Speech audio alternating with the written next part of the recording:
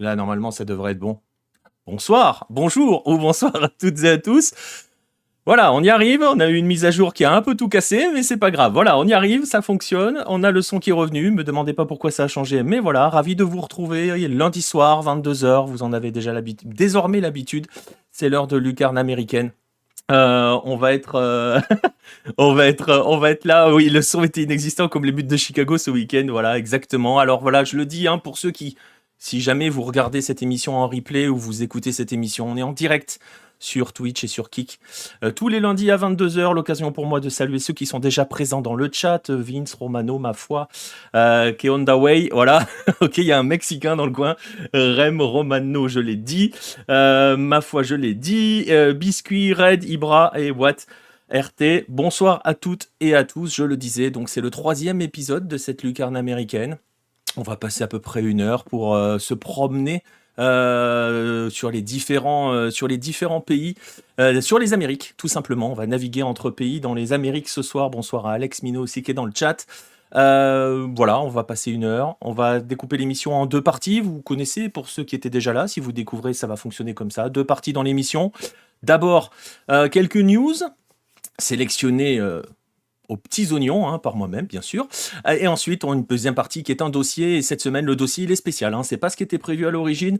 Mais voilà, il s'est passé ce qu'il s'est passé. On va parler de César Luis Menotti parce que c'est important de consacrer un bon moment à ce qu'il était, César Luis Menotti, ce qu'il représentait, ce qu'il va peut-être laisser. C'est une question qui va rester ouverte et vous verrez, on en parlera dans la deuxième partie de l'émission.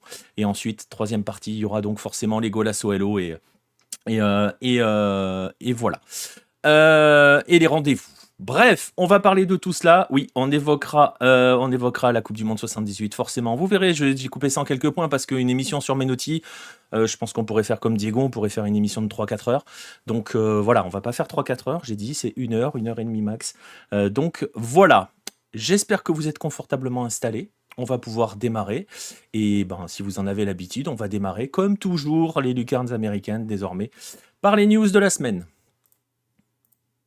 Ah, j'ai mon jingle qui ne part pas, mais c'est pas grave. Alors attendez, je vais essayer. Plein de bugs, c'est un enfer. Si vous me donnez 2 secondes, je vais le modifier parce que sinon c'est pas cool. Voilà, on va y arriver, on va y arriver ce soir.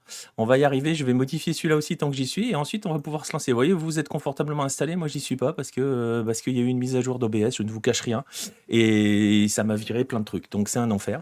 Mais c'est pas grave, regardez, vous êtes prêts? Les news de la semaine, messieurs, dames, regardez le jingle, il claque. Ouais, tout ça pour ça. Bon, c'est pas grave, on va commencer par les news de la semaine. Et comme la semaine dernière, on va débuter justement, on va débuter par ce qui s'est passé dans l'épisode précédent. Vous vous souvenez peut-être la semaine dernière, je vous avais parlé de Bolivie, de football en Bolivie, je vous avais parlé du tournoi. On avait fait un petit peu, on en avait profité pour faire un petit peu le point sur ce qui s'était passé dans ce pays-là ces derniers mois et d'évoquer une finale que personne n'avait vu venir entre San Antonio Bulo Bulo et l'Universitario de Vinto. Je vous laisse réécouter l'émission de la semaine dernière ou juste les news que j'ai découpées pour justement, si vous n'êtes pas au courant, pour voir quelles sont ces 2 équipes et comment on en est arrivé là. Bref, cette semaine, donc, mercredi et dimanche, c'était la grande finale de ce championnat, la Copa Paceña, première partie de la saison bolivienne. Finale entre, donc, je le répète, San Antonio Bulo Bulo et l'Universitario de Vinto. Et cette finale a été remportée, alors je ne sais pas si vous le voyez, mais vous voyez une photo d'un vainqueur. Et ce vainqueur, c'est San Antonio Bulo Bulo qui s'est donc imposé grâce à une victoire au Capriles au match aller mercredi 2-1 et un match nul à la maison au retour, 1 but partout. Je vais même en profiter pour vous montrer les buts qui ont été marqués. Alors ce sont uniquement les buts de San Antonio Bulo Bulo qui jouent, vous le voyez, en bleu. Et ça tombe bien ce goal de Mi País. Merci Pedro Viseu pour le follow. Vous voyez les buts du match aller, les 2 buts de San Antonio Bulo Bulo, avec notamment ce joueur-là qui est en train de marquer, Felipe Passadore. On en avait parlé la semaine dernière de cet attaquant argentin de 23 ans. Si vous n'étiez pas là, je vais quand même rappeler parce que l'histoire est quand même dingue. Ce garçon était sans club, avait déposé et formé à Belgrano, était sans club. C'est lui aussi qui va marquer le seul but du match retour. Il est le meilleur buteur de ce tournoi. Ce garçon avait déposé une annonce sur Facebook dans un groupe ouvert hein, pour les joueurs qui sont libres et qui cherchent un club ou un agent. Il a été meilleur buteur de la Copa Simón Bolívar que San Antonio Bulo Bulo a remporté pour arriver en première division. Et il est donc aujourd'hui meilleur buteur de ce tournoi que son équipe vient de remporter, 23 ans. C'est quand même assez incroyable cette histoire. Et donc voilà, je salue Paul Bismuth qui est dans le chat. Il n'y a pas de Tony Parker à San Antonio Bulo Bulo, Pierre. Salut à Carole. Je viens d'avoir la fibre, j'espère enfin pouvoir regarder en direct. Ça devrait aller, j'espère. Mais t'as raté les bugs de début, donc tu vois, t'arrives au bon moment. Bref, donc je le disais, cette équipe-là est donc championne pour sa toute première saison de l'histoire en première division bolivienne. Vous avez vu les buts. La conséquence de tout cela, c'est que cette équipe-là, San Antonio Bulo Bulo, est la première, vraiment, pour le coup, première équipe qualifiée pour la Libertadores 2025. La deuxième est tombée hier soir, hein, c'était Estudiantes qui s'est imposé au tir au but en finale de la Copa de la Liga Argentina face à Vélez, mais le tout premier qualifié pour la prochaine Libertadores s'appelle San Antonio Bulo Bulo. Vous en savez un petit peu plus sur cette équipe parce qu'on en a parlé la semaine dernière. Et donc voilà, c'est une grosse surprise, c'est une sacrée sensation. On va voir maintenant comment cette équipe-là va résister. Parce que je pense par exemple à Felipe Passadore, ça va être compliqué quand même de le conserver, mais qui sait. Voilà, je vous laisse, si vous avez Twitter, allez sur Twitter et cherchez en marquant San Antonio Bulo Bulo, vous allez voir que c'est très drôle, il y a beaucoup de choses très drôles. Il y a des clips qui sont mis à base de l'équipe brésilienne, époque Ronaldinho, Adriano et compagnie, pour montrer ce que sera cette équipe en Libertadores l'année prochaine. Bref, voilà, ça, on aura donc un nouveau participant à la Libertadores, il sera bolivien. Et ça sera, je l'ai vu ta blague, Red le Rouge. Je sais pas s'il y aura un San Antonio chômage, mais voilà.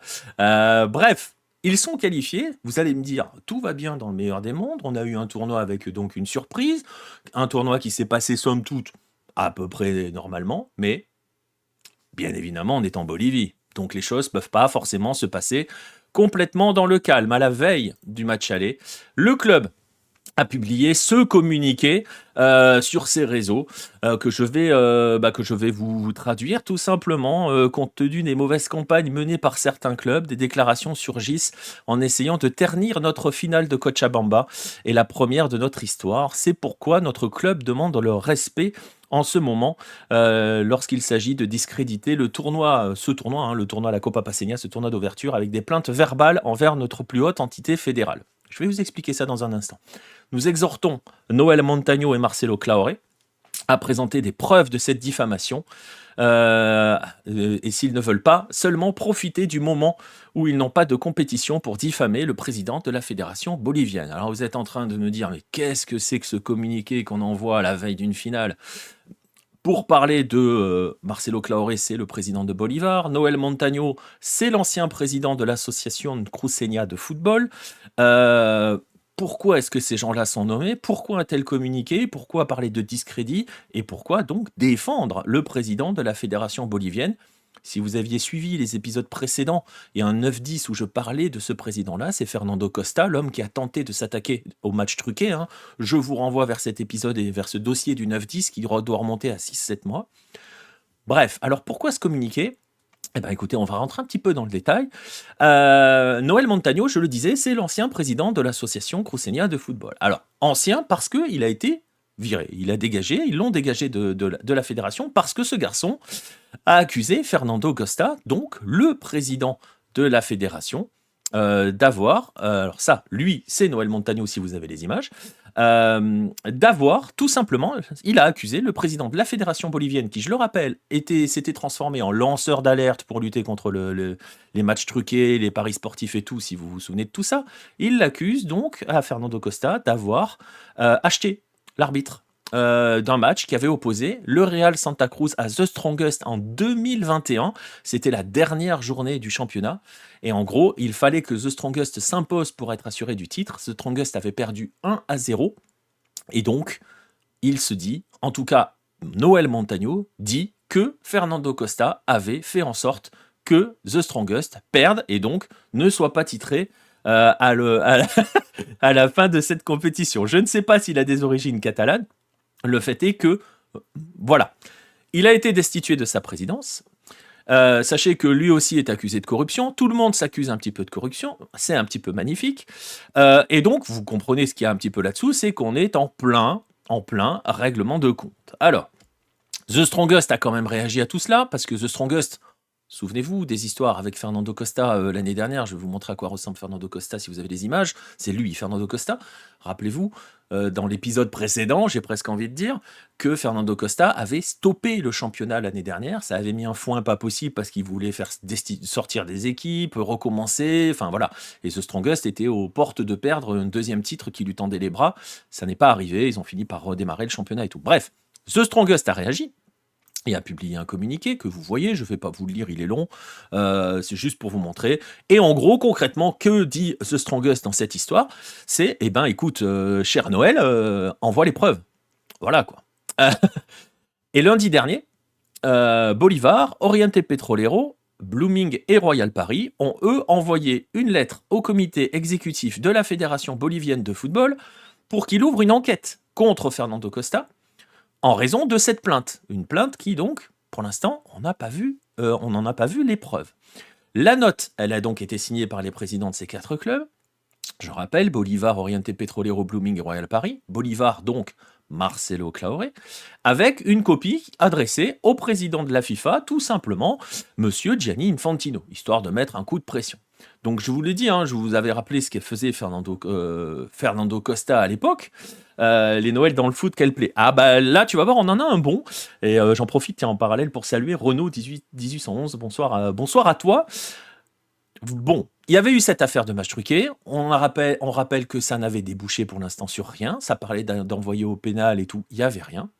Marcelo Claure, lui, sur Facebook, a demandé une enquête, dans la foulée de The Strongest, son meilleur ennemi, en expliquant il y a une accusation publique contre le président de la Fédération bolivienne de football qui aurait versé 7 000 $ à un arbitre pour nuire à une équipe. C'est grave. Laisser passer cela serait désastreux pour le football bolivien. Ce même président a arrêté le football pour de prétendus matchs truqués et ici, tout le monde fait semblant d'être fou. Les championnats ne sont plus crédibles, le président en question devrait se mettre en retrait de ses fonctions jusqu'à ce qu'une enquête soit menée et assumer sa défense et clarifier publiquement. Je vous passe la suite parce que voilà.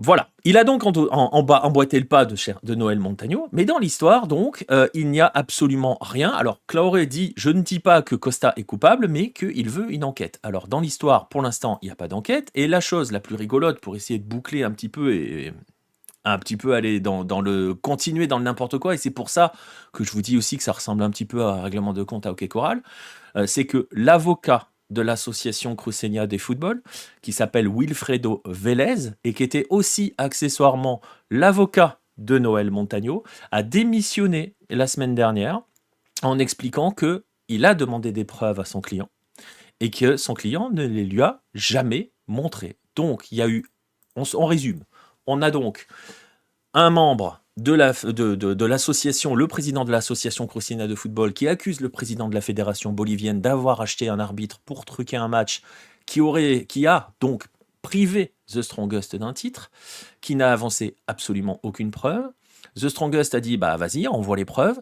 Bolivar, qui dans l'absolu n'est pas concerné par l'histoire, a dit, il faut ouvrir une enquête. Ils sont plusieurs clubs à dire, il faut ouvrir une enquête contre le président de la fédé. Il n'y a aucune preuve qui a été montrée, et même le président du gars qui a lancé cette attaque a démissionné parce qu'il n'a pas de preuves. Et il ne veut même plus que son nom soit associé à cette histoire. Et ce cher, pour boucler complètement, et vous voyez à quel point c'est le bordel très rapidement en Bolivie, et c'est voilà, toujours un peu le même problème, malheureusement.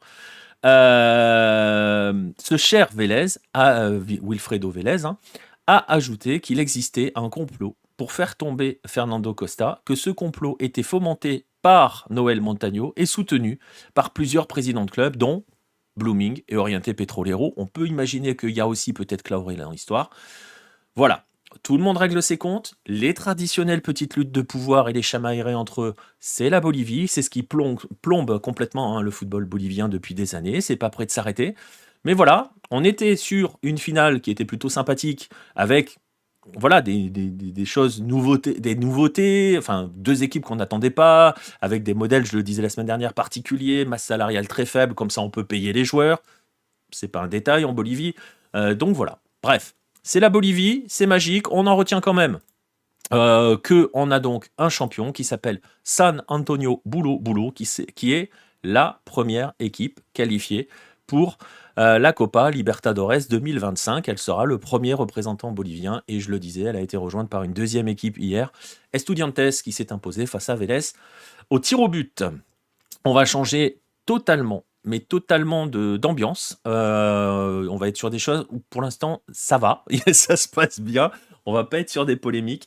Gabriel Garcia Marquez ferait un super roman de cette histoire. Je pense que ça serait un roman compliqué à écrire, hein. Je pense que le jour où quelqu'un va vouloir se lancer là-dedans, Alessandro, voilà, bon courage à lui parce que on est dans du thriller politique, hein, donc voilà, faut y aller, hein.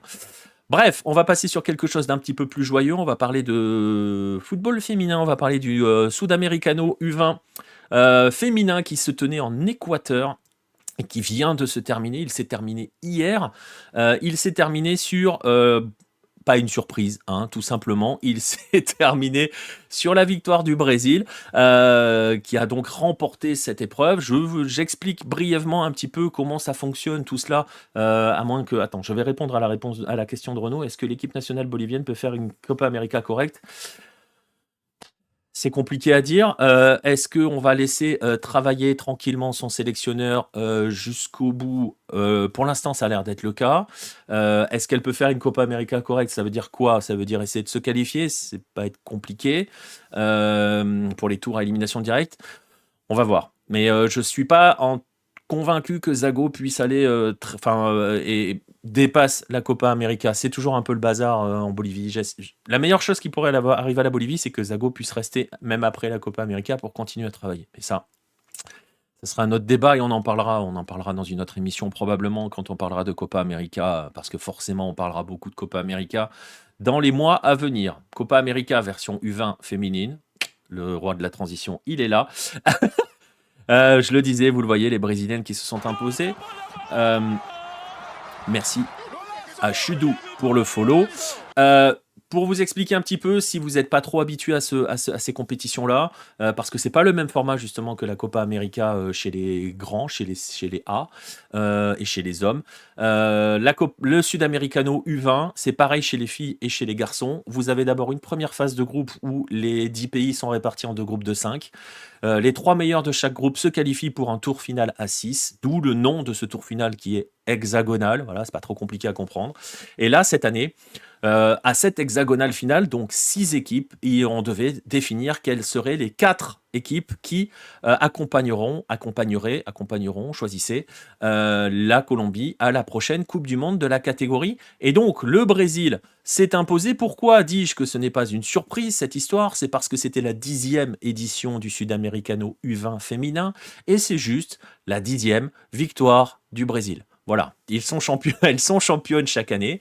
Donc les Brésiliennes sont encore championnes et elles seront accompagnées. Donc quels sont les pays, outre la Colombie, mais je vais vous expliquer dans un instant pourquoi, vont les accompagner. Vous le voyez sur cette image, il va s'agir de l'Argentine, du Paraguay et du Venezuela. Petite anecdote, petite statistique au passage, le Paraguay a terminé 2e de ce Sudamericano et c'est la 4e fois en 10 éditions que le Paraguay est la 2e meilleure nation chez les filles, chez les U20, sur le championnat sud-américain de football. Alors, ça qualifie donc ces 5 équipes pour la Copa América, la Coupe du Monde de la catégorie.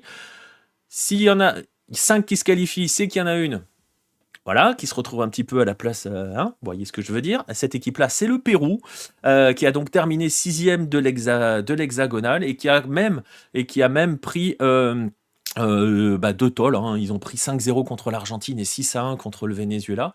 Et c'est terrible parce que les filles de la Blanquerroja avaient fait un super premier tour et elles se sont complètement écroulées sur ce tour final. Bref, donc, je le disais, vous avez ces 5 équipes qui viennent compléter le casting de la Coupe du Monde. Casting qui est donc désormais complet pour la Coupe du Monde.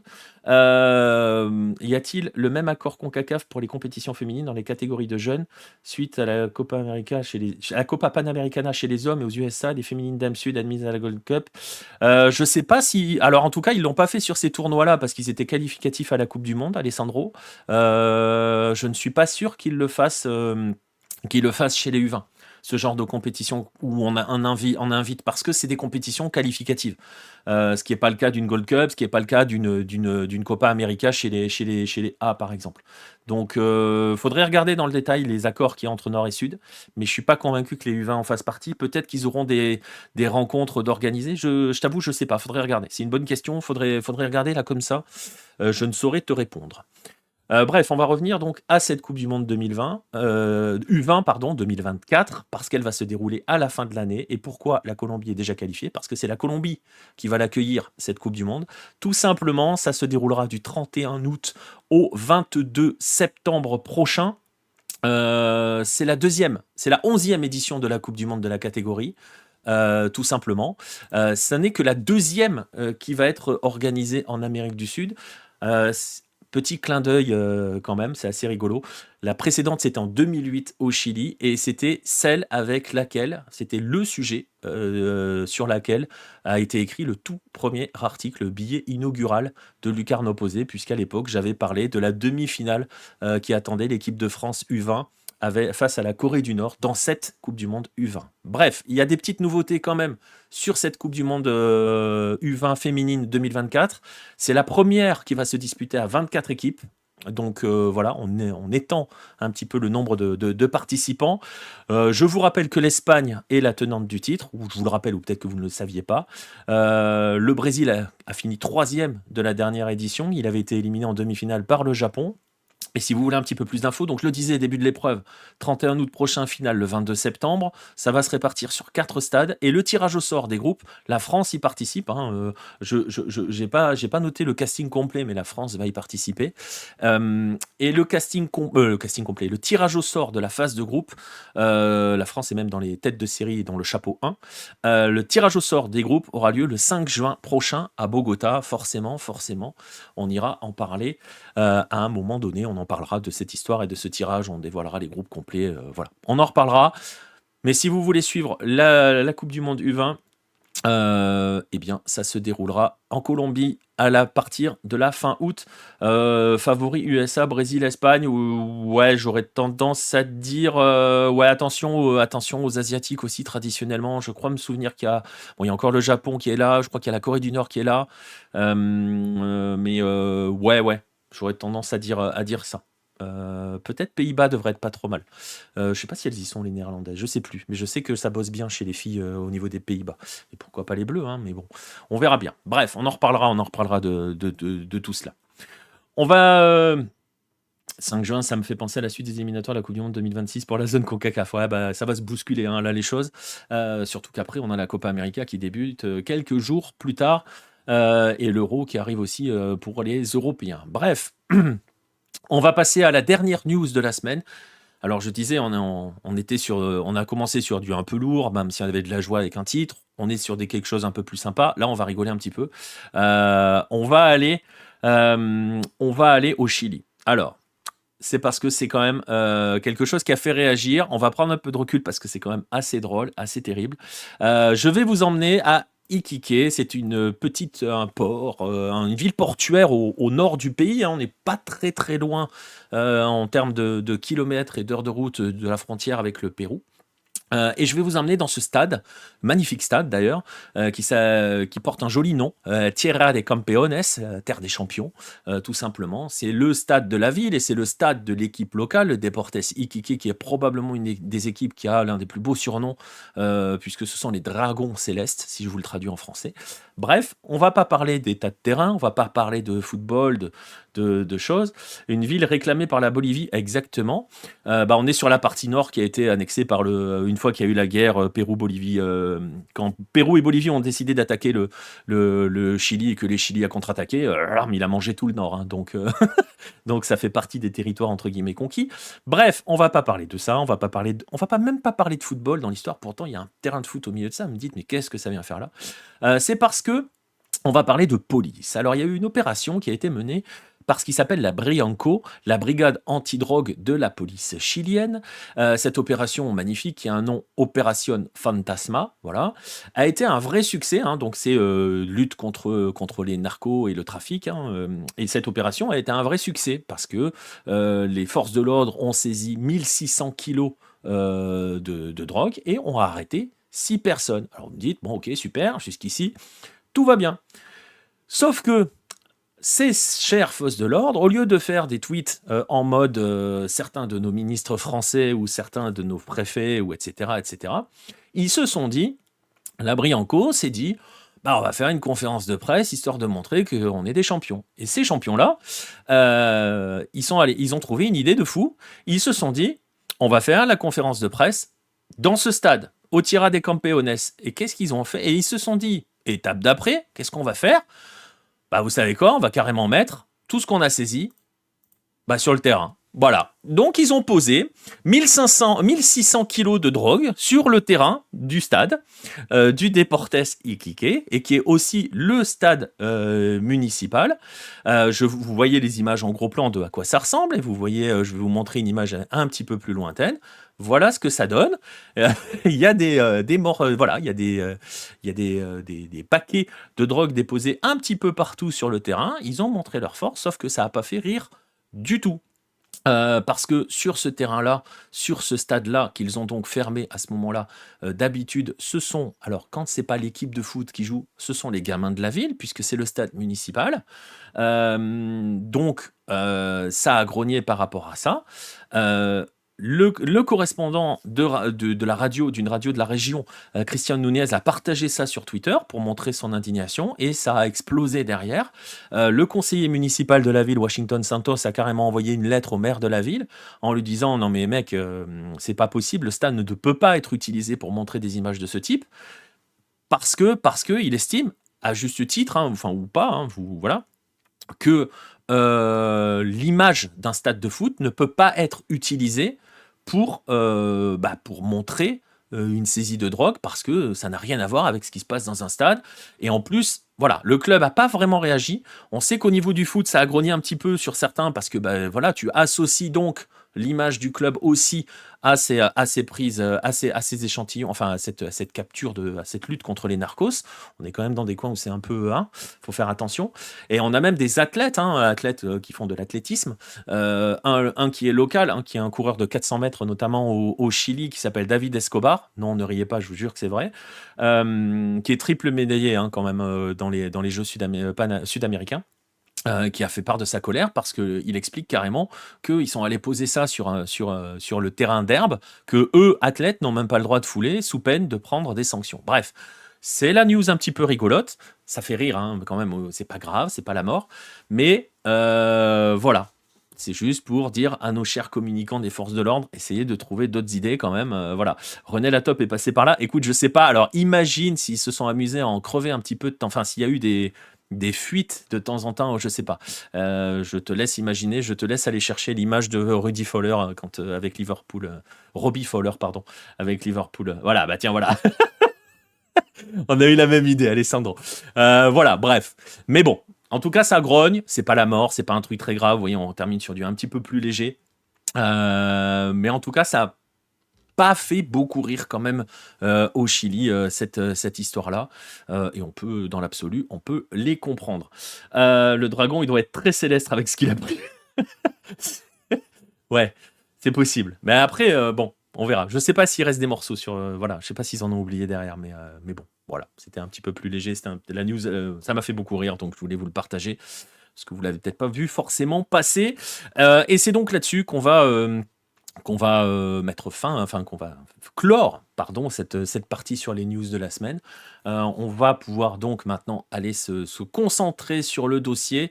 Je le disais, j'avais pas prévu ça à l'origine, j'étais parti sur toute autre chose. On va le garder de côté parce que c'est entre guillemets du contenu froid, quoique il est alimenté un petit peu fréquemment. Je vous dis pas ce que c'est, on en reparlera un autre jour. On va passer donc maintenant au dossier de la semaine. Alors vous le saviez tous, vous le savez tous, sauf si vous étiez coupé du monde ce week-end. Donc César Luis Menotti s'est éteint ce dimanche à l'âge de 85 ans. Ah, si ça s'affiche pas, ça marche pas. Voilà. À l'âge de 85 ans, il avait été hospitalisé fin mars pour une anémie et une phlébite. Et son état, forcément, son état inquiété depuis plusieurs semaines, ne faisait qu'empirer. Donc voilà, l'inévitable, le terrible est arrivé. Et donc forcément, sa mort laisse un vide. Forcément, elle marque aussi, surtout, le départ d'un autre, d'une autre pierre philosophale, d'un autre pilier du football argentin, en tout cas de la deuxième moitié du XXe siècle, après Diego Armando Maradona. Et donc forcément, j'ai décidé de bousculer un petit peu ce qui était prévu au programme pour revenir en quelques points sur ce qu'était Menotti, parce que certains d'entre vous le connaissent probablement, son parcours, d'autres peut-être pas.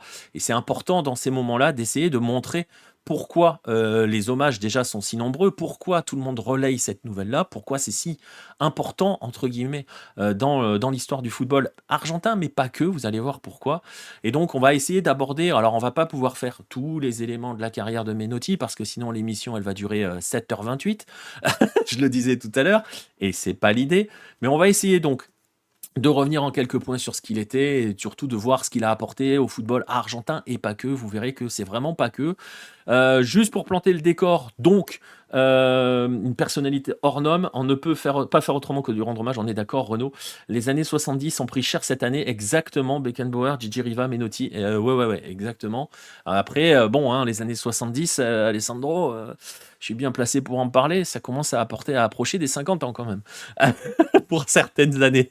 Bref, qu'est-ce que je voulais dire? Oui, donc, on va essayer de revenir un petit peu. On va juste planter un petit peu le décor. On va rappeler que César Luis Menotti est né à Rosario en 1938. Alors, soit le 22 octobre, soit le 5 novembre. Officiellement le 5 novembre, officieusement le 22 octobre. Je vous renvoie vers l'interview qu'il avait donnée au Graphico et que l'on a traduite pour Lucarne Opposée, que j'ai ressorti parce qu'on l'avait traduite il y a 8 ou 9 ans de cela. Donc je l'ai ressorti aujourd'hui pour que vous puissiez avoir un petit peu plus puissiez avoir la parole de Menotti. Il a été joueur, le Flaco Menotti, surnommé le Flaco, si vous ne savez pas, ça veut dire le maigre, parce que tout simplement il était grand et fin. Vous voyez sur cette image du Graphico, il a été joueur, il a joué à Rosario Central notamment. C'est son club de cœur, c'est le club de la famille Menotti, très clairement. Donc c'était le passage obligé. Ça me rappelle que Bilardo, lui non plus, n'est pas au top. Non, Carlos Bilardo est atteint d'une maladie neurodégénérative et ça va pas fort. Je me souviens qu'à l'époque où Diego nous a quittés, ils ont fait en sorte de ne pas lui annoncer. Donc je sais pas s'ils lui ont dit depuis. Mais je sais qu'à ce moment-là, parce qu'il allait déjà pas très fort. Donc non, c'est toute cette génération-là, ça va pas très fort. Et on parle de génération parce que, et on parlera de Bilardo forcément tout à l'heure, mais Menotti est né en 38. Donc je vous disais, soit 22 octobre, soit 5 novembre, c'est juste une histoire que son père était pas là le jour où il est venu au monde et il est arrivé trop tard pour l'enregistrer, donc il a décidé de l'enregistrer au 5 novembre. Bon bref, Bilardo est de mars 1938, donc c'est vraiment où je crois à peu près par là. Donc en tout cas, il est de 38, c'est la même année. Donc je le disais, il a été joueur, Menotti, milieu de terrain. Il a joué à Rosario Central, son club de cœur. Donc il a joué aussi à Racing, il a joué à Boca. Il a même joué à Santos à l'époque de Pelé. Et donc, il s'est très rapidement quand même reconverti entraîneur puisqu'il a vécu sa première, sa première expérience d'entraîneur de manière assez rigolote à Newell's, l'ennemi absolu de Central.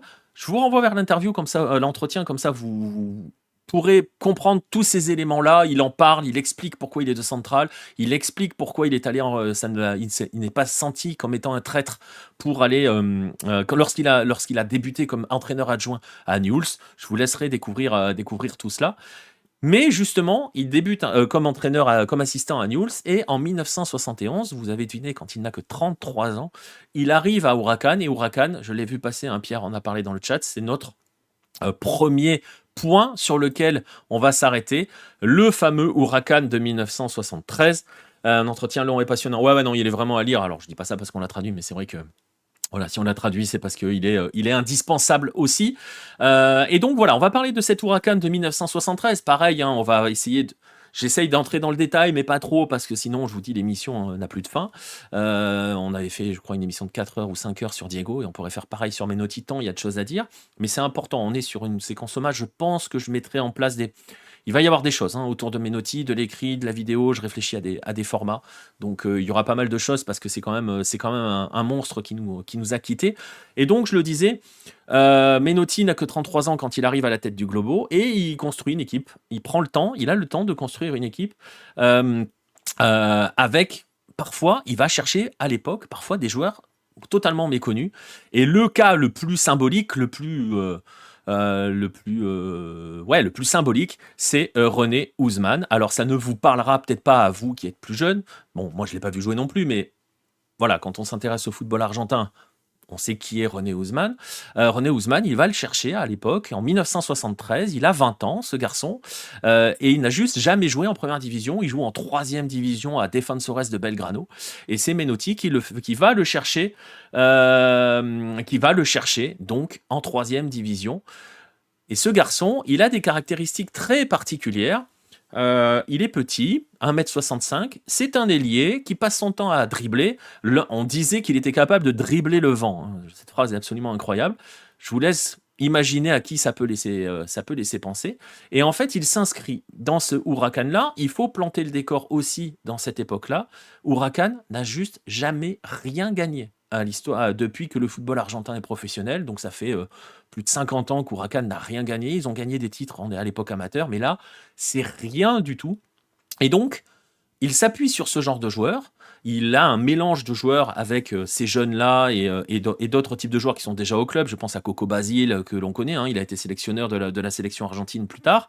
Bref, il met en place cette équipe et surtout, il met en place une idée claire. Dans une époque où c'est pas franchement le truc, le but du jeu, c'est d'avoir le ballon, c'est de combiner, de trianguler, de construire des actions rapides et tout. Et soit de construire des actions rapides à base de triangulation, soit de savoir être patient. En gros, de savoir contrôler le rythme d'un match et, entre guillemets, d'étouffer l'adversaire. Ça vous fait penser à quelqu'un, on en parlera plus tard.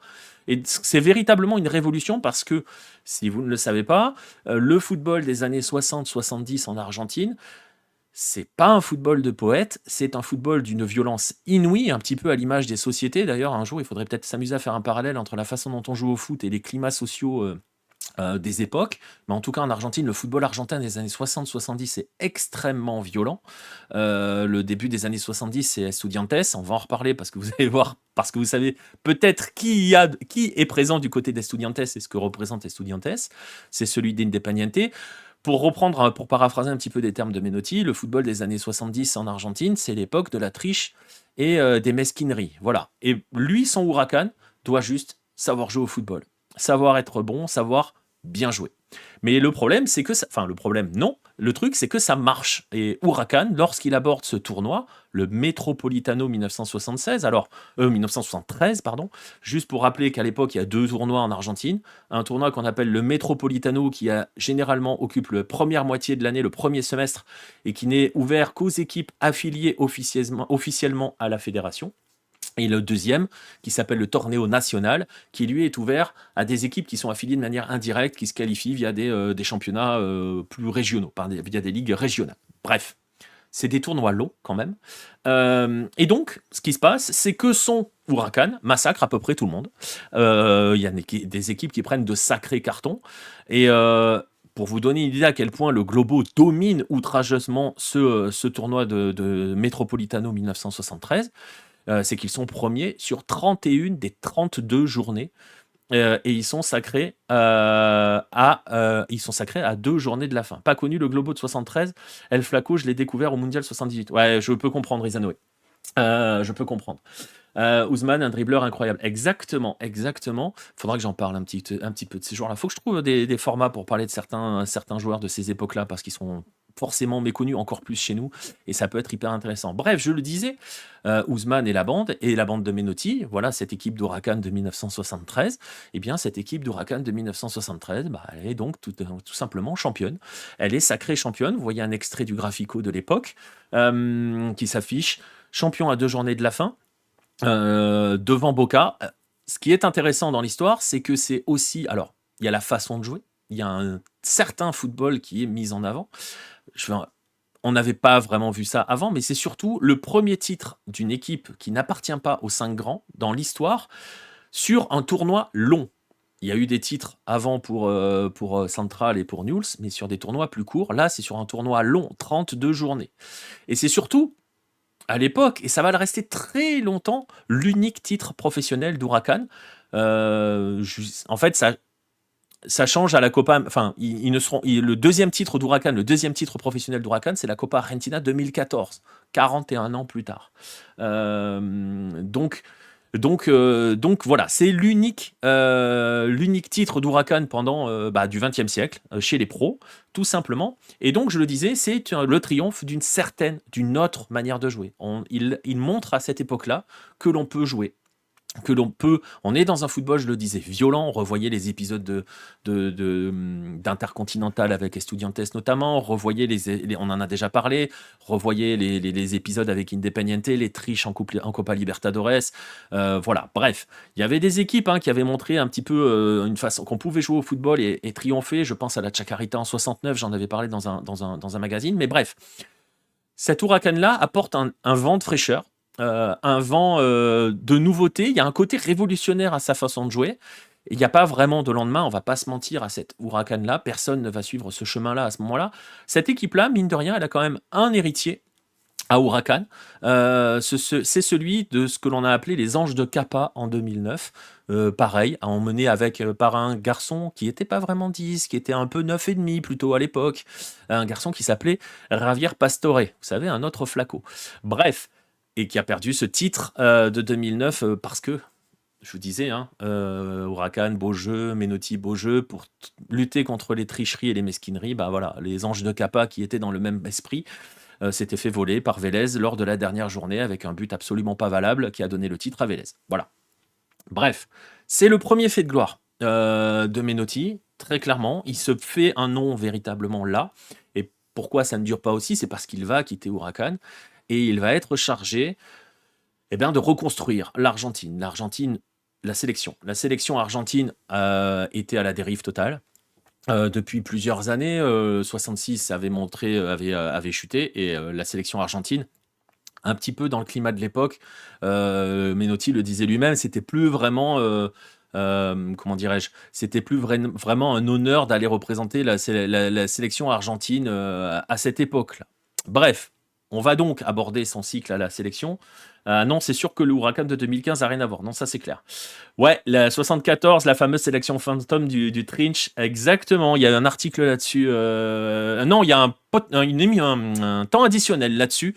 Avec la sélection fantôme qui va préparer un match en altitude et qui va faire un camp pendant plus d'un mois sur les hauteurs de l'Argentine, de la Bolivie, enfin dans des conditions incroyables. Je vous mettrai le lien. Merci de m'y avoir fait penser, Watt, RT, pour cela, la sélection fantôme, et ça servira à rien puisqu'ils ne joueront il y en a quasiment aucun qui jouera le match face à la Bolivie. C'était pour préparer un match d'éliminatoire. Bref, mais l'Argentine est vraiment à la dérive. Le processus des sélections est vraiment à la dérive, et donc Menotti est nommé avec pour une mission véritablement 1978 et la Coupe du Monde que l'Argentine va avoir à organiser. L'organisation, on va planter un petit peu le décor de tout cela parce que c'est là où il y a une autre dimension qui va arriver. L'organisation de la Coupe du Monde est donnée à l'Argentine avant le coup d'État. On va essayer de rappeler un petit peu tout ce qui s'est passé. Non, il n'y était pas allé, Eltrinch. Il avait joué contre eux. Et voilà. Bref, on va partir sur l'Argentine de 78. On va rappeler donc le contexte. On est au début des années 70. C'est celui du terrorisme d'État. Il y a eu des massacres avec des exécutions de militants de gauche sous la dictature, de la révolution argentine. Il y a un semblant de démocratie qui semble s'installer avec le retour de Perón de son exil. Ça ne dure pas vraiment. Il y a plusieurs mouvements politiques et sociaux qui font que tout s'effondre après la mort notamment de Perón. Il y a une véritable décomposition sociale, économique et politique, qui est un petit peu fomentée par les libéraux et qui vont aussi servir à justifier ce coup d'État. Il y a des organismes paramilitaires qui sont un petit peu partout. Et on pense par exemple à la AAA, qui est l'Alliance anticommuniste argentine, qui organise le massacre des Ezeiza en 1973. On est dans un climat très très lourd, on sent que ça bascule, qu'il y a une démocratie qui est en train de basculer. Euh, et voilà. Donc on sent que tout cela, ça se passe. Voilà, ça va basculer. Et finalement, comme ça a été dit, alors on en avait parlé sur Hello, je remettrai le lien aussi, parce qu'on avait l'entretien et les réactions de Ricardo Gotta, qui est auteur d'un livre qui s'appelle Fuimos Campeones, qui est vraiment un livre qui retrace la campagne de 78, pardon. Voilà, le coup d'État n'a pas été une grande surprise. On savait que ça allait arriver à n'importe quel moment. On sentait que ça allait arriver. Et donc, la dictature arrive et elle se retrouve à devoir gérer cet héritage qui est l'organisation de la Coupe du Monde 1978. Particulier pourquoi? Parce que ça va diriger les regards du monde vers son pays. Bon, ça a été un peu un casse-tête, on va pas entrer dans le détail. Est-ce qu'on va l'organiser ou pas? Il y a eu plusieurs éléments pour et contre. Videla n'était pas trop pour au départ, mais bon, finalement, ils organisent ça. D'ailleurs, si vous regardez le logo de la Coupe du Monde 1978, si vous vous en souvenez, c'est un ballon de foot avec deux bras qui font ça, et ça, ce sont les bras de Perón. Voilà, tout simplement. Donc vous voyez, il y a des messages un petit peu cachés partout, mais c'est pas trop ça qui est le problème de la dictature, c'est qu'il va falloir gérer un autre homme, César Luis Menotti. Parce que Menotti, lui, c'est un homme très à gauche, mais vraiment très à gauche. Son père était péroniste, vous l'avez probablement vu si vous avez lu l'interview, la maison était parfois prise pour cible quand il était gamin. Lui a été péroniste, a quitté le mouvement quand il a vu ce que c'était en train de devenir, il est devenu membre du Parti communiste. Donc, vous imaginez que quand on est sur une dictature telle que la dictature s'est installée, telle que la dictature argentine, il n'était pas bon être trop communiste. Et pourtant, Menotti reste à la tête. Il pense à partir à ce moment-là, mais il est maintenu à la tête de la sélection. Et en gros, l'idée c'est que l'idée de la junte à l'époque, c'était de se dire, bah Menotti va être entre guillemets, je vais le dire comme ça, l'opium du peuple. Hein, il va permettre de détourner les regards. Et voilà. Il avait envisagé, hein, je l'ai dit, de quitter le poste. Il accepte ce mariage et il le dit lui-même. Hein, il le dit lui-même parce que on lui a dit il vaut mieux lutter de l'intérieur que d'être à l'extérieur.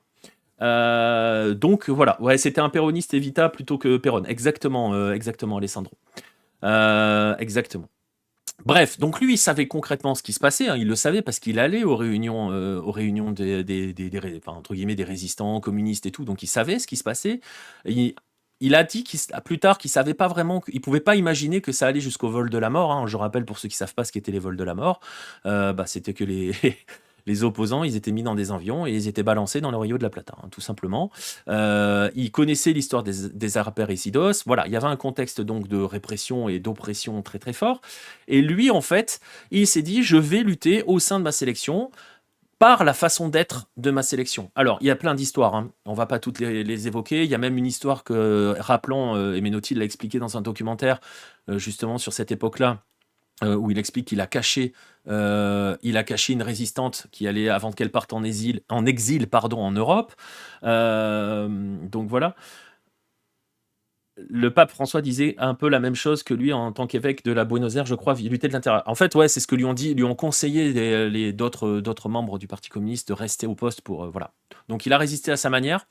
Il a résisté à sa manière sur le terrain parce que il a gardé son image de révolutionnaire de gauche. Il a continué d'écouter. Ça, c'est Huracan, c'est pas la bonne chose. Il a gardé cette image même dans le style de révolutionnaire de gauche, continuer d'écouter de la musique, de faire venir des gens sur des concerts, des gens qui étaient très à gauche, pour donner des concerts devant la sélection et devant la junte notamment. Et c'est ce que nous dit Gotta, hein, Ricardo Gotta, que sa résistance passait par le terrain, que le jeu était offensif et surtout reposait sur une notion, et voilà, la notion de liberté. Et c'est très important de saisir cela parce qu'il y a beaucoup de messages cachés, il y a beaucoup de choses qui sont dites sur cette Coupe du Monde 78, et il y a beaucoup de messages cachés. Je vous renvoie vers l'histoire des poteaux noirs du Monumental, la bande noire au pied des poteaux. On l'a su bien après que c'était un message envoyé par les jardiniers de soutien envers tous ceux qui étaient torturés et tués par la junte. Personne ne le savait à l'époque. Hein. La junte pensait que c'était le classique parce qu'ils n'étaient pas très foot non plus. Bref, le fait est que il fallait que cette équipe représente le peuple, apporte aussi rayon de liberté au peuple. Et forcément, son Argentine, elle est quand même assez redoutable. Il avait une Argentine, parce qu'elle est quand même très dévaluée, hein, l'équipe de 78. Il avait quand même une équipe qui était très solide à chaque poste, qui jouait un football très offensif, et surtout, et c'est ça qui avait changé à l'époque, parce que après 66, parce que il y a toujours eu ce côté on veut faire comme l'Europe, son équipe avait un ADN très argentin. Menotti, vous l'avez peut-être vu dans l'interview, vous avez peut-être vu des éléments qui ont été présentés sur Menotti, est très attaché à l'ADN, à l'identité d'un pays. Il vante absolument le Brésil de Pelé, le Brésil de 70 notamment, et il est très très rude envers le Brésil qui a oublié son identité, par exemple. Donc voilà, donc il y avait quand même une équipe qui était quand même très très très très solide. Fillol dans les buts, qui était un énorme gardien. Passarella était un très très grand défenseur. Et puis il y avait des joueurs offensifs comme Ardiles, par exemple. On va pas entrer dans le détail de la sélection parce que je vais perdre la moitié des gens. Mais il y avait surtout un joueur exceptionnel qui s'appelait Mario Kempes. Et qui était donc un petit peu le maître à jouer de cette équipe-là. Et sur le banc, Ousmane était sur le banc, par exemple, le fameux René Ousmane. Bref, c'était une équipe très dévaluée, mais très très forte, qui a donc décroché le titre, le premier titre argentin. Il y a des polémiques, on va pas entrer là-dessus, on sait tous, le Argentine-Pérou, j'ai déjà écrit là-dessus, il y a déjà eu des choses là-dessus, donc je vais vous renvoyer là-dessus. Mais le fait est que cette idée de jeu qui a triomphé avec Huracan, cet esprit de liberté, et essayer de retrouver un petit peu l'identité footballistique argentine, ce jeu fait de liberté et un petit peu touchant à l'art, hein, parce qu'on sait qu'il y avait des liens aussi très forts entre le tango et le football, par exemple. Bref, il fait passer ce message-là. En coulisses, il protège ses joueurs, hein, il les fait vivre véritablement dans une bulle. Ils ne sont jamais associés à la dictature. Les militaires sont interdits d'avoir le moindre contact avec les joueurs. Donc il n'y avait absolument aucune relation entre les deux. Ça a été reproché par certains joueurs derrière, mais le fait est que, voilà, il a véritablement protégé ses joueurs d'une réutilisation politique. Il n'y en a eu pas beaucoup derrière. Et forcément, au milieu de tout ça, parce que l'Argentine est championne du monde, et au milieu de tout ça, il y a un autre rayon de soleil qui arrive à la fin des années 70. Vous voyez ce dont je veux parler, je pense, et parce qu'il faut en parler quand on parle de Menotti, c'est Diego. Parce que Diego n'est pas à cette Coupe du Monde 1970. Il y a beaucoup de choses qui ont été écrites, qui ont été dites sur la relation entre Diego Maradona et Menotti, comme quoi les deux s'entendaient pas, etc., etc. Ils ont eu une période de trouble, ils ont eu une période où ils ont été fâchés, on va y revenir dans un instant, c'est à l'époque Bilardo. C'est à l'époque où Bilardo est à la tête de la sélection argentine. Menotti, au départ, a dit qu'il n'avait pas trop regretté, vous l'avez vu peut-être dans l'interview qui date de 2014, qu'il n'avait pas franchement regretté son choix, puisqu'au final, il est champion. Et en fait, il avait très peur pour Diego, parce que Diego, en 78, il est encore tout jeune. Je rappelle que Menotti est l'homme qui a lancé Diego en sélection argentine, alors que Diego n'avait que 16 ans et 4 mois. Et donc, Diego a 18 ans en 78, et il a même pas 18 ans au moment de la Coupe du Monde, d'ailleurs. Et il était donc très jeune et il avait peur, Menotti, que voilà, cette chose-là lui échappe et que Diego devienne un mauvais symbole. Ça, c'est ce qu'il avait dit à une époque. Ensuite, il a quand même reconnu que, bon, il a merdé, il aurait dû l'emmener. Le fait est que il estimait ce Diego-là. Ils étaient voilà, très proches, entre guillemets, l'un de l'autre. D'ailleurs, ce qui est assez amusant, c'est qu'il fait de Diego son pilier de la Coupe du Monde, de la Coupe du Monde 79, U20, que l'Argentine gagne. Il va le retrouver à Barcelone en 83 quand il va prendre la tête de Barça, mais dès 79, il veut envoyer Diego à Barcelone parce qu'il a déjà été approché en 78-79 par le Barça pour rejoindre le club, et c'est Grondona qui bloque le transfert de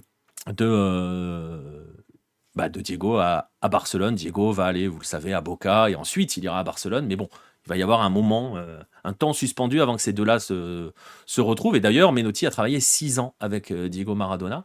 Et d'ailleurs, pour vous montrer, parce que je sais il y a beaucoup de choses qui sont dites sur la relation entre Menotti et Diego.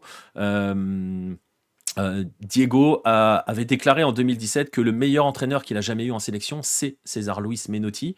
Et voilà. Et tout ça pour dire que, donc, il a marqué cette époque-là à l'échelle locale avec Huracan, à l'échelle nationale avec une Argentine qui produisait un jeu qu'elle n'avait jamais produit jusqu'ici, dans une période où c'est vraiment très très rude, où tout est vraiment très dur, et il fait souffler, entre guillemets, ce vent de liberté. Bon, on va pas s'enflammer, hein, ils se sont pas sentis libres très longtemps, hein, les Argentins à l'époque, mais quand même. Euh, et quand Menotti est revenu ensuite à la tête des sélections argentines, puisque vous le savez peut-être, en 2019, il a été nommé directeur des sélections par Chiqui Tapia. D'ailleurs, Diego, à ce moment-là, s'en était plus que félicité, hein, puisqu'il avait dit d'ailleurs, il est le... comment il avait dit? Il avait dit, si El Flaco est fort, alors le football argentin le sera aussi. Et le football argentin a été fort. C'est Menotti qui a proposé de continuer avec Scaloni en 2019, à peine nommé, hein, donc d'initier le cycle Copa América 2021 et Coupe du Monde 2022. Vous voyez ce que ça a donné derrière. Et donc voilà, donc son influence sur le football de sélection argentine est important. Et notez le parallèle quand même, je le disais, en 78, il redonne un ADN argentin à sa sélection avec une équipe qui sait mélanger, entre guillemets, la lutte et l'ultra-technicité de ses joueurs. C'est exactement ce qu'a fait Scaloni avec la sélection de 2022. Bref, c'est voilà, tout ça pour dire qu'il y a cette ligne, cette filiation qui est clairement assumée et qui est assez évidente. Alors, on évoque forcément Menotti, on est obligé, si on évoque Menotti, on est obligé, comment dirais-je, d'évoquer Diego, mais on est aussi obligé d'évoquer Bilardo parce que on va aller au-delà d'une lutte entre deux sélectionneurs, les deux premiers sélectionneurs champions du monde, mais on va aussi aller sur quelque chose qui a vraiment dépassé le cadre du football, puisque c'est devenu limite une opposition philosophique comme il y en a rarement, hein, quand même dans le football, et comme on en voit rarement dans certains pays. Alors, je vous avais évoqué le parcours de joueur et le Huracan de Menotti, qui tranche à une époque où le football en Argentine est un sport de combat.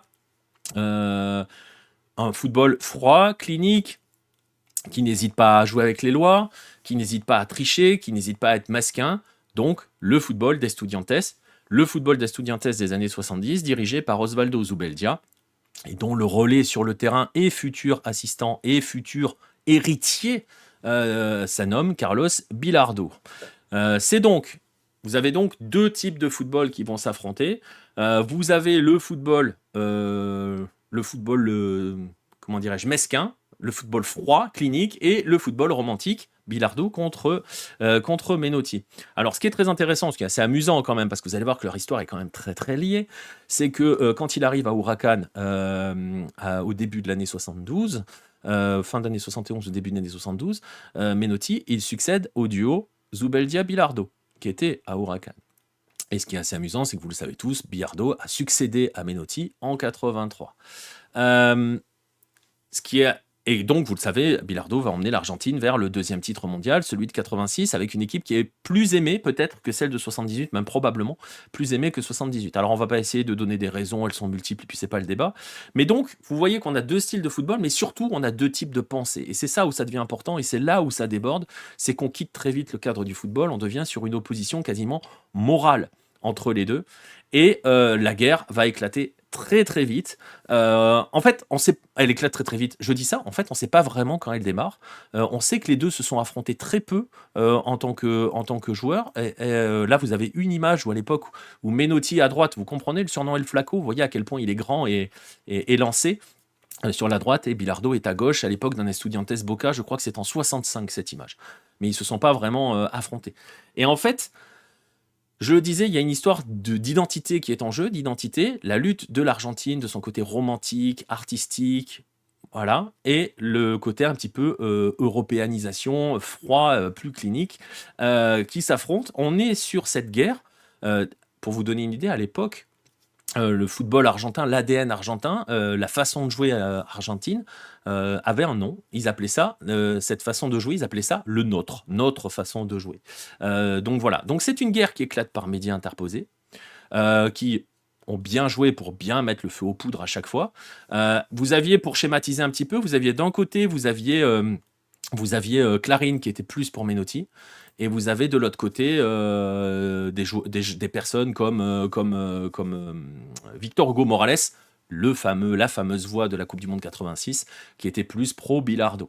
Et justement, on évoque Victor Hugo Morales, c'est cette guerre qui va créer le fameux Barrilete Cosmico de Diego quand il marque ce but face aux Anglais. Barrilete Cosmico, le cerf-volant traduit cerf-volant cosmique.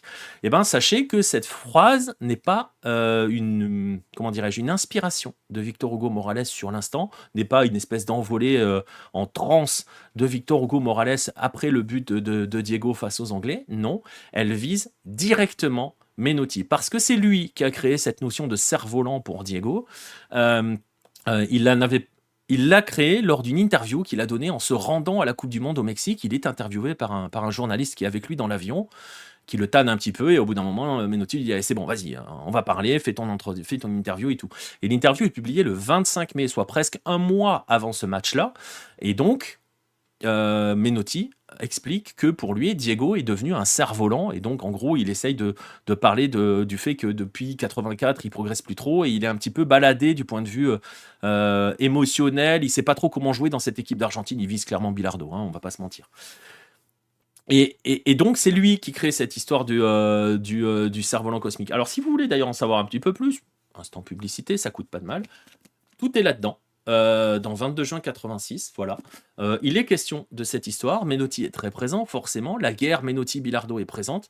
L'histoire du Barrilete Cosmico est présente là-dedans. C'est dans la boutique de Lucarne Opposé, n'hésitez pas. Vous voyez l'épaisseur, ça, vous aurez de la lecture. Mais voilà, tout est là-dedans. Et bref, voilà. Alors, c'est lui qui a créé clairement le cerf-volant cosmique. Mais au-delà de ça, je le disais, donc cette lutte entre ces deux hommes a coupé l'Argentine en deux pendant 20, 30 ans, enfin depuis 86, l'Argentine était coupée en deux. Ça a un petit peu changé, ça s'est adouci entre guillemets une fois que Bielsa est apparu, mais à une époque, c'était pas compliqué, dès qu'un entraîneur arrivait, il fallait le classer, soit bilardiste, soit ménotiste. C'est exactement ça, Waterté. Il fallait choisir son camp. Concrètement, et ça a un petit peu bougé les lignes avec Bielsa, pas trop avec Bielsa, plus avec ses héritiers qui sont extrêmement nombreux, qui ont inondé depuis le football argentin et qui sont dans des entre-deux. Et pendant très longtemps, on est devenu qui était le nouveau Bielsa ou qui était l'héritier de Bielsa. Et ça a encore un petit peu changé, notamment avec Gallardo, parce qu'il n'appartient à aucun camp. Il y avait un mélange de Bielsa et de Sabella. Sabella, c'était pas non plus Bilardo. Enfin, c'est compliqué. Vous voyez, les lignes ont bougé un petit peu, mais pendant une bonne vingtaine d'années, cette histoire, cette lutte Bilardo-Menotti est devenue, je le disais, une lutte morale qui opposait deux camps. Et en gros, concrètement, c'était deux visions du monde. Celle où tout est permis pour pouvoir avancer, face à celle où non, il y a la beauté du geste, entre guillemets. Et merci Nirai pour le follow. Et donc, ça a véritablement coupé l'Argentine pendant 2 décennies, et ça continue, on continue de l'évoquer un petit peu, mais il n'y a plus cette guerre ménotiste-bélardiste, déjà, parce que les deux sont très âgés, il y en a un qui vient de nous quitter, il y en a un autre qui n'est pas forcément dans les meilleures des conditions. Moi, quel est mon camp en fait, tu vois, je pense que c'est générationnel. Je pense que si tu demandes à ceux qui ont grandi dans cette Argentine-là des années 70-80, moi je suis pas argentin donc je peux pas te le dire, mais qui l'ont vécu au quotidien, ils ont forcément un camp, je pense, entre les deux. Donc voilà. Mais donc du coup se pose une question, maintenant que Menotti nous a quittés, nous a laissés, va se poser cette question de l'héritage. Et c'est compliqué de parler d'héritage de Menotti quand on parle de cette philosophie-là, de cette manière d'aborder les choses, surtout qu'on voit que depuis d'autres se le sont aussi appropriés et tous n'ont pas forcément salué Menotti. D'ailleurs, dans l'interview que vous avez vue sur le site aujourd'hui, accordée au Graphico, il explique que lui ne laissera aucun héritage, que personne ne porte cet héritage-là pour une seule raison, et à cause ou grâce, parce qu'il ne le dit pas de manière négative, une seule personne qui s'appelle Pep Guardiola. Alors c'est important parce que c'est peut-être là que se situe l'héritage de Menotti.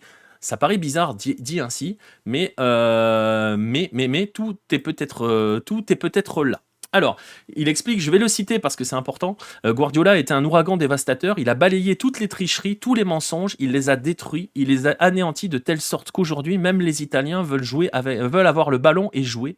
Guardiola a réussi ce que le Brésil de 70 n'a pas pu faire. Cet ouragan est devenu une brise encourageante en Argentine, mais aussi dans d'autres pays, dans tous les pays, sauf le Brésil, qui joue de moins en moins bien. Et Guardiola, donc, je le disais, pourrait être son plus brillant héritier. Les deux hommes ont discuté à plusieurs reprises, sont très proches. Guardiola voue une admiration sans faille. Là, vous voyez une photo qui a été prise d'un repas qu'ils ont organisé. Ils ont passé 4 repas ensemble. On sait tous qu'avant de devenir entraîneur, quand il se posait la question de savoir comment il allait pouvoir devenir entraîneur, ce qu'il allait devenir entraîneur, pardon, Guardiola est allé rencontrer Bielsa. D'ailleurs, petite anecdote, s'il est allé rencontrer Bielsa, c'est parce que Gabriel Batistuta, qu'il a croisé à la Roma, il me semble, lui avait dit, si un jour tu veux devenir entraîneur, il faut que tu parles avec Bielsa. Et il est allé voir aussi Menotti parce que Jorge Valdano et André Capa lui avaient dit, si tu veux devenir entraîneur, va voir Menotti. Bref, il avait été voir les deux. Et les deux avaient une relation très très proche. On va pas parler de filiation ou de relation père-fils, mais plus de relation un petit peu mentor et disciple, même si on sait que c'est un petit peu connoté, un petit peu exagéré de dire ça parce on n'a pas forcément qu'un seul mentor. Mais en tout cas, il y a une admiration réciproque. Menotti disait que personne ne lui a posé autant de questions que Guardiola, que c'était une mitrailleuse. Il n'avait pas besoin, alors qu'il n'avait pas besoin d'apprendre quoi que ce soit, il savait déjà tout. Et la réciproque, je le disais, était valable. Guardiola a même envisagé, quand je le disais, Menotti a été interné à l'hôpital fin mars, et Guardiola avait envisagé de se rendre en Argentine pour dîner une nouvelle fois avec lui. Il n'a pas, forcément, ça ne s'est pas fait. Et je vous laisse, on va clore cette partie héritage là-dessus, sur ce qu'a déclaré Guardiola à l'annonce du décès de Menotti. Et je vais vous le lire, tant qu'à faire. J'éprouve une grande tristesse à l'idée que quelqu'un avec qui j'ai partagé pas moins de 30 heures de merveilleuses conversations au cours des 4 fois où j'ai visité l'Argentine soit parti. Pour moi, c'était un génie grâce à ses idées. C'était le plus grand séducteur du football argentin. L'écouter, c'était une conférence. César était tout, l'esprit, l'éducation, l'intelligence. Il faisait de la poésie avec ses mots et était toujours fidèle à ses convictions. Le style n'est pas négociable, disait-il toujours. Lors de ma dernière visite à Buenos Aires en mars 2018, nous avons eu encore un merveilleux et long et amusant dîner, avec toutes les nuances footballistiques qui me passionnent. Je voulais simplement l'écouter. Il y a très peu de gens qui vous donnent tellement dans la vie qu'ils ne s'en vont jamais. Voilà, l'héritage est sans doute là, la plus belle phrase est sans doute là aussi, donnée par Guardiola. Et n'oubliez pas que le fameux La Pelota no se mancha, qui est aussi associé à Diego, est aussi un héritage de Menotti, qui disait on ne triche pas avec le ballon.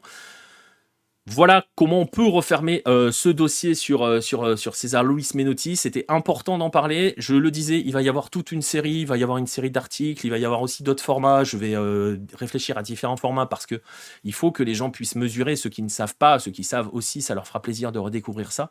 Mais ceux qui ne connaissent pas tout ce qu'il y a derrière Menotti, qui ne peuvent pas le mesurer et que j'ai à peine effleuré, vous voyez, sur 40 minutes là. Donc voilà, ceux qui ne savent pas forcément ou ne connaissent pas ou ne mesurent pas, il faut qu'on puisse faire ça. Menotti, c'est le beau football, on ne peut pas ne pas aimer. Je pense que même les billardistes sont fans de Menotti. Tu sais, Menotti disait que la guerre Bilardo-Menotti, enfin cette guerre-là, c'était de la connerie. Donc c'est voilà. Mais oui, clairement, oui, c'est un monument exactement, Renaud. Mais voilà, donc il y aura toute une série, voilà. Mais il était important pour moi de faire un dossier spécial sur Menotti, d'insister un petit peu pour que voilà, d'en parler à chaud aussi, parce que vous voyez, ça s'est fait en 24 heures. Voilà, on a essayé d'aller assez vite.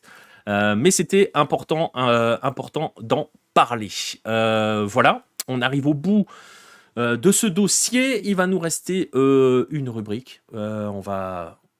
On va être dans le moins lourd, on va être un peu plus léger, on va se faire plaisir. En même temps, se faire plaisir, c'est ce que voulait Menotti. Menotti a bien dit que c'était l'important. Guardiola est un grand technicien, mais il n'arrivera jamais à la cheville de César Luis. C'est difficile à dire ça, Renaud. Après, les époques sont différentes, parce que tout ce qu'il y avait en filigrane dans ce que j'ai raconté aussi, c'est les époques sont différentes. Ce que fait Menotti, il le fait en pleine dictature, dans une période particulière. L'émergence de Diego arrive dans une période particulière. C'est des vents de liberté, ces hommes-là.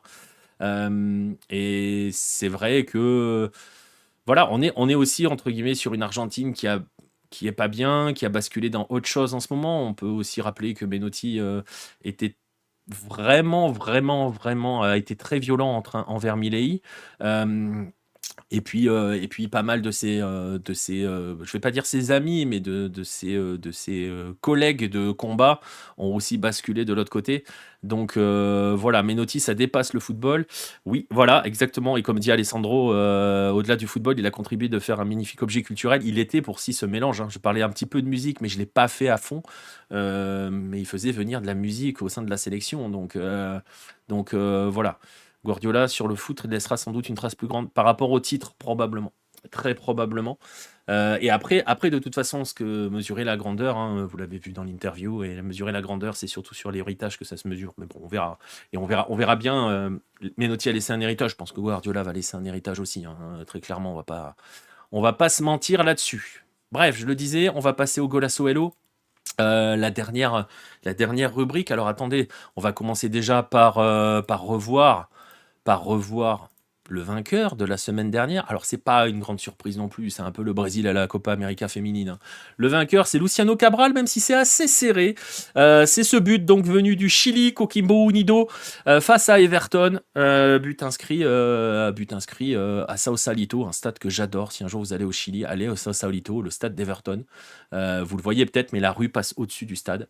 Mais là, vous êtes plutôt concentré sur le but, et je peux le comprendre. J'avais de l'espoir pour Wesley, mais je vote jamais pour le vainqueur. Voilà, une chilena venue du Chili, exactement. Alessandro, je vous le laisse un dernier coup pour pouvoir bien l'apprécier, ce but de Luciano Cabral. Franchement, ouais, c'était... voilà, c'est pas une grande surprise. Il y avait quand même des buts assez sympathiques aussi la semaine dernière. Dernier petit ralenti pour se faire plaisir. Et voilà. Voilà pour ce but, c'était le vote de la semaine dernière. Eh bien, il va y avoir un nouveau vote. On va donc devoir découvrir les nouveaux candidats de la semaine avec peut-être un mot-clé qui ne sera pas le mot finesse. Voilà. Allez, je vous laisse découvrir la sélection.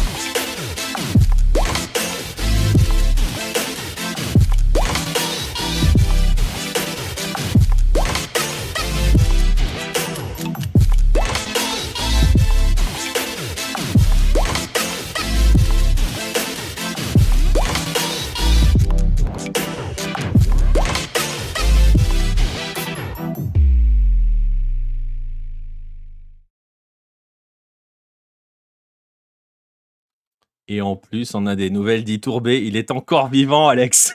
Incroyable. Juan Iturbe, le futur Messi, hein, qui s'est totalement perdu, forcément.